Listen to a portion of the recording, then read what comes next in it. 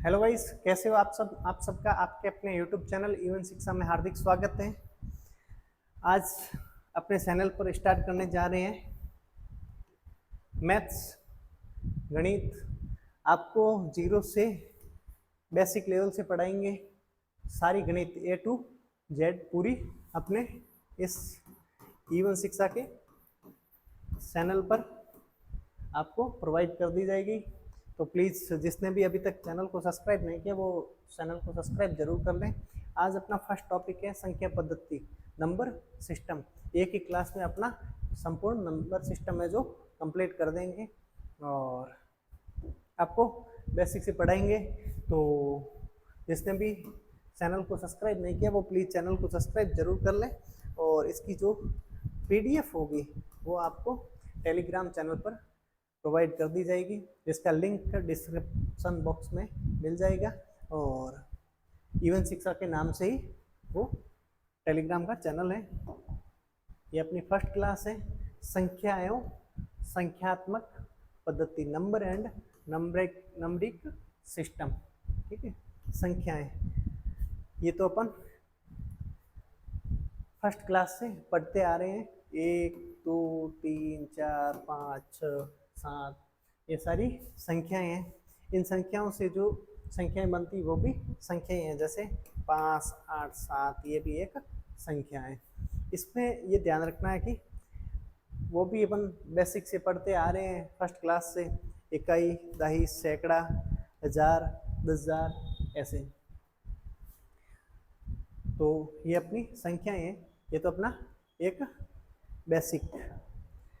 आगे बढ़ते हैं इम्पोर्टेंट चीज पर। दूसरा टॉपिक है अपना संख्या में किसी अंक का जातीय मान और स्थानीय मान। ये आपके लिए एग्जाम के पॉइंट ऑफ व्यू से इम्पोर्टेंट है। स्थानीय मान कैसे ज्ञात करेंगे और जातीय मान, एक होता है जातीय मान, एक होता है स्थानीय मान।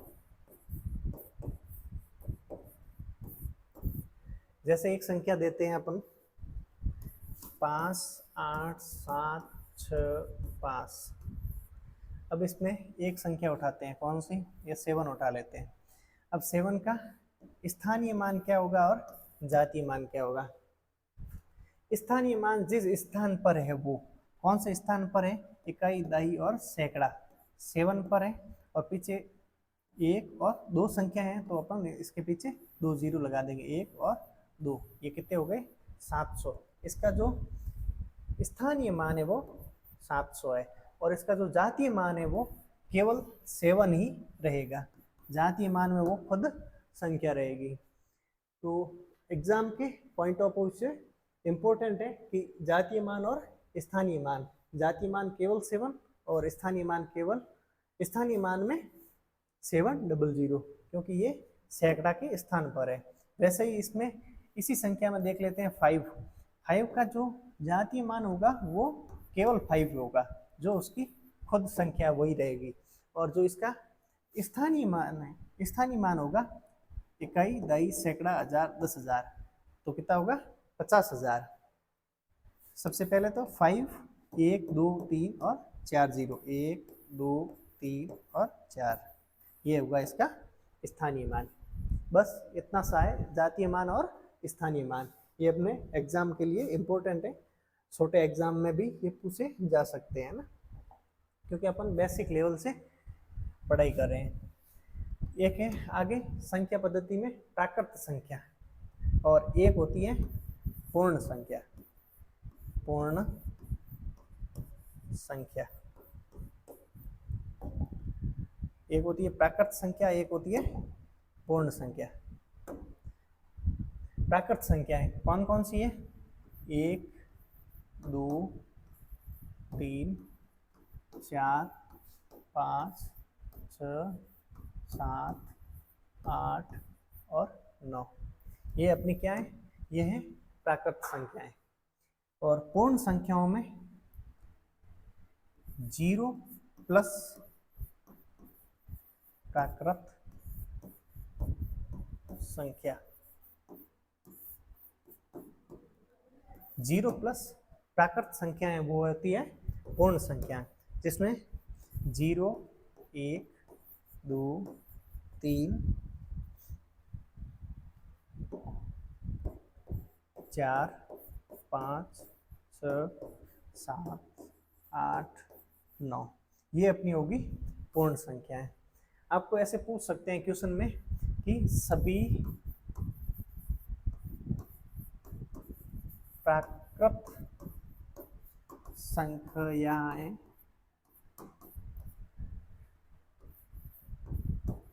पूर्ण संख्या हैं, तो बिल्कुल सभी जो प्राकृत संख्याएं वो पूर्ण संख्याएं हैं।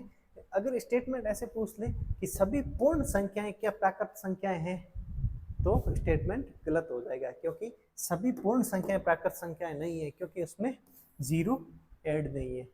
0 ऐड होने के बाद में प्राकृत संख्याएं पूर्ण संख्याएं बन जाती हैं। ठीक है, तो ये हो गया अपना थर्ड टॉपिक, प्राकृत संख्याएं। ये एग्जाम के लिए काफ़ी इंपॉर्टेंट है, कई बार इनमें से क्वेश्चन आते हैं। स्टेटमेंट के क्वेश्चन पूछ सकते हैं आपसे कि बताएं कौन सा स्टेटमेंट सही है। एक में पूछेगा कि सभी प्राकृत संख्याएं पूर्ण संख्याएं हैं, दूसरा स्टेटमेंट होगा क्या सभी पूर्ण संख्याएं प्राकृत संख्याएं हैं, तो अपना पहला स्टेटमेंट सही होगा और सेकंड स्टेटमेंट गलत होगा, क्योंकि सभी पूर्ण संख्याएं प्राकृत संख्याएं नहीं है। प्राकृत संख्याएं वो पूर्ण संख्याएं, इसमें आपको याद रखना है 0 प्लस प्राकृत बराबर पूर्ण। ठीक है, अगली पूर्ण संख्या आपको बता दी। पूर्ण के बाद में सम संख्याएं कौन सी हैं? सम संख्याओं में जिसमें इकाई का अंक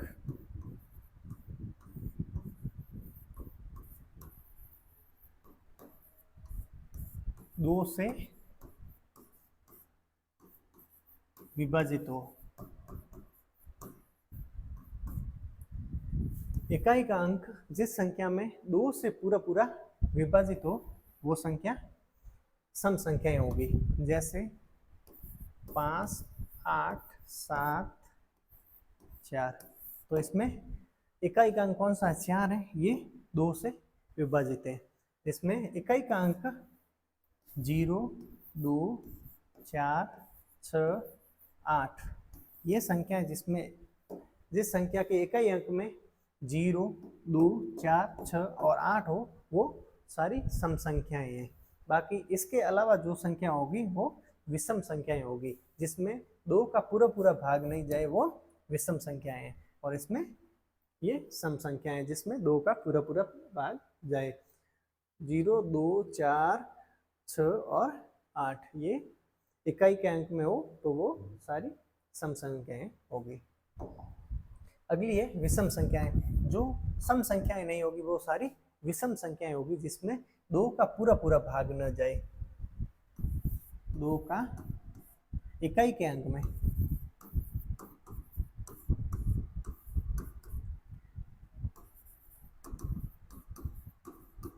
2 का पूरा भाग न जाए वो सभी संख्याएं विषम संख्याएं होगी। जैसे 3, 5, 7, 9, 1, जिस संख्या के इकाई का अंक 1, 3, 5, 7, 9 हो वो सारी संख्याएं विषम संख्याएं होगी। 1, 3, 5, 7 और 9 वो सारी विषम संख्याएं होगी। सम और विषम, ये भी आपके अगर कोई छोटा एग्जाम है जैसे नवोदय का एग्जाम है तो उसमें पूछा जा सकता है। अगला है इंपॉर्टेंट टॉपिक, भाज्य संख्याएं। वे संख्याएं जिसमें खुद संख्या और एक उसके अलावा किसी और संख्या का भाग जाए वो भाज्य संख्याएं कहलाएगी। जैसे सबसे पहले तो भाज्य संख्याओं में 4, ये सबसे छोटी भाज्य संख्या है। कैसे? 4 में 4 और 1 का भी भाग जाता है और 2 का भी भाग जाता है। जिन संख्याओं में दो या दो से अधिक संख्याओं का भाग जाए वो भाज्य संख्या होगी। जैसे 4 है तो इसमें 4 और 1 के अलावा 2 का भी भाग जाता है। जैसे 4 उसके बाद में 6, 6 में 2 का भाग जाता है, 3 का भाग जाता है, तो 2 से अधिक, जैसे 1 और 6 खुद तो है ही, 6 और 1 ये दोनों एक पेयर बनेंगे। तो जिनमें 2 या 2 से अधिक संख्याओं का भाग जाए वो भाज्य संख्या होगी। अगली है अपना अभाज्य संख्या है। अभाज्य संख्या वह संख्या है जिसमें केवल एक और खुद संख्या का भाग जाए। सॉरी, अभाज्य संख्या अपने लिए इंपॉर्टेंट है, भाज्य संख्या इंपॉर्टेंट नहीं है। अभाज्य संख्या आप अपने लिए एग्जाम्स के पॉइंट ऑफ व्यू से इंपॉर्टेंट है। कैसे? सबसे पहले तो देखते हैं, एक है वो ना तो भाज्य है ना अभाज्य है।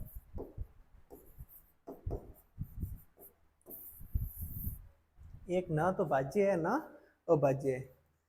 सबसे छोटी भाज्य संख्या क्या है? 2। आप देख सकते हैं कि भाई 2 तो सम संख्या है तो भाज्य संख्या होगी, नहीं, 2 एकमात्र सम संख्या है जो 2 एकमात्र सम संख्या जो अभाज्य संख्या है। ये आपके इंपॉर्टेंट है तो इसे नोट जरूर कर लेना है ना। 2 एकमात्र सम संख्या है जो अभाज्य संख्या है, और अभाज्य संख्याओं में सबसे छोटी संख्या कौन सी है? 2। 2 अभाज्य संख्याओं में सबसे छोटी अभाज्य संख्या है। ठीक है, ये आपके लिए इंपॉर्टेंट है। अभाज्य संख्याओं में जैसे 2, 3, 5, 7, 9 नहीं 11, 13, 15 नहीं 17, 19, ये सारी अभाज्य संख्याएं। जैसे 11 को ले लेते हैं, 11 में केवल 11 और 1 का ही भाग जाता है, बाकी किसी भी संख्या का इसमें भाग नहीं जाए। जिस किसी संख्या में 1 खुद या 1 का भाग के अलावा किसी संख्या में जो भाग न जाए वो सारी अभाज्य संख्याएं कहलाएगी। सबसे छोटी अभाज्य संख्या 2 है। आपके लिए इंपॉर्टेंट ये है कि सबसे छोटी और एकमात्र सम संख्या जो अभाज्य संख्या है वो कौन सी है? 2। ये आपके लिए सबसे इंपॉर्टेंट है एग्जाम के पॉइंट ऑफ व्यू से। अगला अपना है जुड़वा अभाज्य संख्या। अभाज्य में भी जुड़वी अभाज्य संख्या, जैसे 3 और 5, ये एक जुड़वा अभाज्य संख्या है जिसमें केवल एक ही संख्या का गैप हो, वो जुड़वा अभाज्य संख्या होगी। जैसे 11, 13 ये जुड़वा अभाज्य संख्या है। 17, 19 ये जुड़वा अभाज्य संख्या है। आगे 23 और 25 नहीं होगी, 27 नहीं होगी, फिर और भी आगे जो संख्याएं होगी जैसे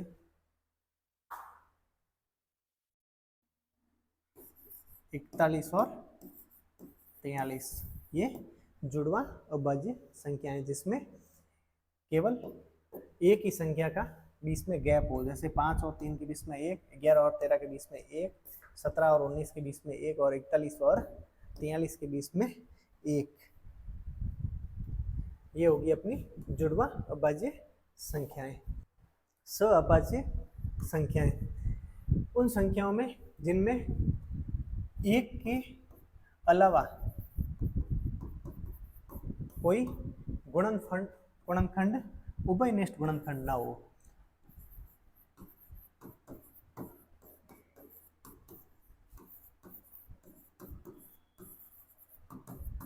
एक के अलावा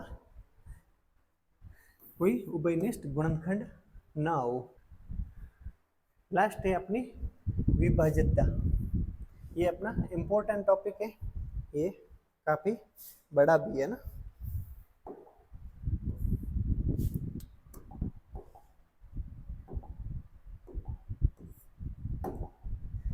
विभाज्यता, इनमें सबसे पहले देखते हैं विभाज्यता में 2 की विभाज्यता। जिन इकाई अंक में 0, 2, 4, 6 और 8 हो वो सारे 2 से विभाजित होंगे। ये अपन छोटी क्लास से पढ़ते आ रहे हैं। उसके अगला है 3 का विभाज्यता का नियम। 3 की विभाज्यता के नियम है कि संख्याओं की जोड़ 3 से विभाजित होनी चाहिए। जैसे 1, 5, 8 और 7, इनको जोड़ते हैं 7 और 8 15 और 5 20 और 1 21, तो 21 में 3 का पूरा पूरा भाग जाता है, तो ये संख्या 3 से विभाजित होगी। जिन अंकों को जोड़ के उनमें 3 की भाजकता का जो पूरा पूरा भाग जाए वो 3 की विभाज्यता कहलाती है। ठीक है, जैसे एक और संख्या लेते थे 5, 8, 7, 9, 1। इतनी बड़ी संख्या में अपन कैसे पता करेंगे कि भाई 3 का पूरा पूरा भाग जाता है या नहीं। सबसे पहले 1 और 9 10 और 7 17 और 8 17 और 8 25 और 5 30। 30 में 3 का पूरा पूरा भाग जाता है। अगर इन संख्याओं को जोड़ने के बाद में भी यहाँ पे जो बड़ी संख्या आ जाती है तो इनको भी आपस में जोड़ सकते हैं। जैसे 3 और 0 को जोड़ते हैं तो फिर पीछे कितना बचा 3, तो 3 में 3 का पूरा पूरा भाग जाता है। ये होगी 3 की विभाज्यता का नियम। इसके बाद में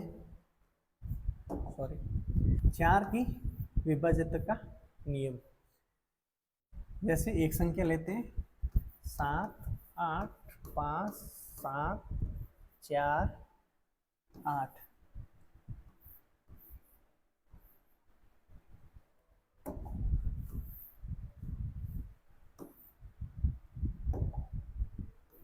सात 8 4, तो इनमें अपने को कैसे पता चलेगा कि वे 4 से विभाजित है नहीं। इकाई के 2 अंकों में 4 का भाग देने पर पूर्ण भाग जाए तो वो संख्या 4 से विभाजित होगी। इसमें जैसे इसमें जो इकाई के अंक है वो है 84। 84 में 4 का भाग देंगे तो 4 2 8 और 4 में पूरा पूरा भाग जाता है, तो ये संख्या 4 से विभाजित होगी। तो इसका नियम है कि इकाई के 2 अंकों में 4 का पूरा पूरा भाग जाए वो संख्याएं 4 से विभाजित होगी। ठीक है, ये 4 से विभाजित का नियम। अगली है 5। 5 में तो सबसे सिंपल है, इकाई का अंक 5 और 0 वो सारी संख्याएं 5 से विभाजित होगी। सबसे सिंपल 5 की विभाज्यता का नियम है। अगली संख्या है अपनी 8। 8 में इकाई की जो 3 अंक होंगे 1 2 और 3 इकाई के, उनमें 8 का पूरा पूरा भाग जाना चाहिए। जैसे एक संख्या लिखते हैं 1 2 5 8 7 4, एक संख्या है, तो इसमें अपन 8 का भाग देंगे तो 8 का भाग देंगे तो 1 8 आ गया, और फिर 7 जाएगा नहीं, 0 76 में 8 का भाग 8 में 72, 2 बच गए, तो इसमें 8 का पूरा भाग नहीं जाएगा। एक और संख्या ले लेते हैं 7 8 5 8 5 6, इसमें देखते हैं 8 का भाग लगा के, 8 एकम 8, उसके बाद में 5 0 6, 8 7 56, इसमें पूरा भाग जा रहा, तो ये संख्या 8 से विभाजित होगी। ये है 8 के विभाजितता का नियम। इकाई के 3 अंकों में 8 का पूरा भाग जाना चाहिए। अगली है 9। 9 में वही जो 3 में लागू हुआ वही नियम 9 में भी लागू हो रहा है। अंकों का योग 9 से पूर्ण विभाजित होना चाहिए। जैसे 7 8 5 6 9, तो इसमें सबसे पहले अपने को ऐसे काट सकते हैं, जोड़ते नहीं है तो काट भी सकते हैं। 9 को काट दिया, और 8 7 15 और 5 20 और 6 26, 26 में 9 का पूरा भाग नहीं जाएगा, तो ये संख्या 9 से विभाजित नहीं होगी। जैसे 7 2 9, इसमें अगर 9 का भाग देना है तो क्या बताइए, 9 से विभाजित है? बिल्कुल है। कैसे? जैसे 9, इनको अपन ऐसे भी जोड़ सकते हैं, जैसे 9 को काट दिया, उसके बाद 2 और 7, ये भी 9 से विभाजित है, तो ये संख्या 9 से विभाजित हो गई। 8 1 7 2, जैसे ये संख्या है, तो इनको अपन कैसे जोड़ेंगे? 7 और 2 9, तो इनको दोनों को काट देते हैं। उसके बाद 8 1 और 9, ये भी पूरा कट रहा है, तो ये संख्या 9 से विभाजित होगी। अंकों के योग में 9 का पूरा भाग जाए, वो संख्याएं 9 से विभाजित होगी। अगला 10 का, 10 में तो इकाई का अंक जो 0 होगा वो 10 से विभाजित होगी। अगली है 11। इंपॉर्टेंट संख्या है 11 9 और 3, ये इंपॉर्टेंट है आपके लिए। 11 जैसे एक संख्या है 1 7 5 8 9 6 3, इनमें 9 का कैसे भाग देंगे? तो इनको एक अंक को छोड़ के एक अंक को जोड़ करना है। जैसे 1 और 5 6, 6 और 9 15, 15 और 3 18, और इनको जोड़ते हैं 7 और 8 15, 15 और 6 21, इनको आपस में माइनस करेंगे तो कितने बच गए पीछे? 8 21 और 3, तो 3 में 11 का भाग नहीं जाएगा, तो इस संख्या में भी 11 का भाग नहीं जाएगा। इनमें एक और ले लेते हैं कोई भी संख्या, जैसे 1 7 9 5 6 3, इनको जोड़ते हैं। 9 और 1 10, 10 और 6 16, 7 और 5 12, 12 और 3 15, इसमें भी एक बच गया, तो 9 का भाग नहीं जाएगा। इन संख्याओं में 0 बचना चाहिए या फिर 11 बचना चाहिए, उन संख्याओं में ही 11 का भाग जाएगा। जैसे इस संख्या की जगह जैसे कोई और संख्या ले लेते हैं, 1 8 1 5 6 2 3 3, जैसे ये संख्या है तो इनको 6 और 1 7, 7 और 3 10, 3 और 2 5, 5 और 5 10, ये 0 हो गया। तो इसमें 11 का पूरा पूरा भाग जाएगा। अगर इनमें 0 या 11 शेष बसे तो वो संख्याएं 11 से पूर्णतः विभाजित होगी। ये है विभाज्यता का नियम। इम्पोर्टेंट तो इतनी है, बाकी देख लेते हैं 25 का भी एक देख सकते हैं अपन। 25 की भाजकता में 25 इकाई का अंक 25 50 25 50 75 या 00 हो तो वो संख्याएं पूर्ण 25 से विभाजित होगी। आपके एग्जाम के पॉइंट ऑफ व्यू से इतनी संख्याएं काफी है जो